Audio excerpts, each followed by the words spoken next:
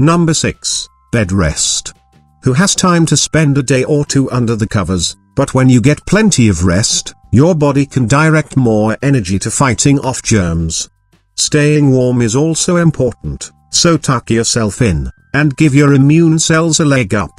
Number 5. Let your fever work. It's the original natural remedy. The rise in temperature fights colds and the flu, by making your body too hot for germs to live. But if it makes you uncomfortable, it's fine to take something to treat it. Drink plenty of liquids too. Call your doctor right away if your temp is over 104°F, unless it comes down quickly with treatment. For an infant who's 3 months or younger, call your doctor for any fever over 100.4. Children with a fever of less than 102 usually don't require treatment, unless they're uncomfortable. Number 4. Garlic. It's long been known as a germ fighter.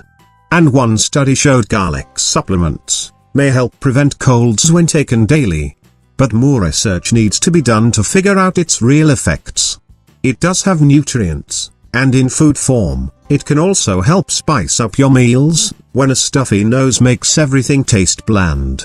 Number 3. Hot tea. It offers some of the same perks as chicken soup.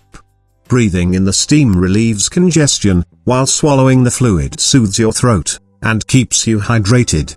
Black and green teas have the added bonus of being loaded with disease-fighting antioxidants, which may stave off colds as well. Check the links in the description, for an organic tea gift box, with black, green, mate and herbal tea. Number 2. Chicken soup. Grandma was onto something. Chicken soup may help cold symptoms in more than one way. Inhaling the steam can ease a stuffy nose. Sipping spoonfuls of it can help replace the fluids you lose. Number 1. Vitamin C. Its cold-fighting powers remain uncertain. Some research suggests it can cut cold symptoms short by about a day. One study showed that people under extreme physical stress, or in cold weather, were 50% less likely to get a cold, if they took vitamin C. About 2000 milligrams seems to work best, but this high dose may cause diarrhea and stomach upset. I hope you enjoyed the video. If you find it useful, don't forget to share it, and make sure to subscribe to see more video in the future. Thanks for watching, and see you soon.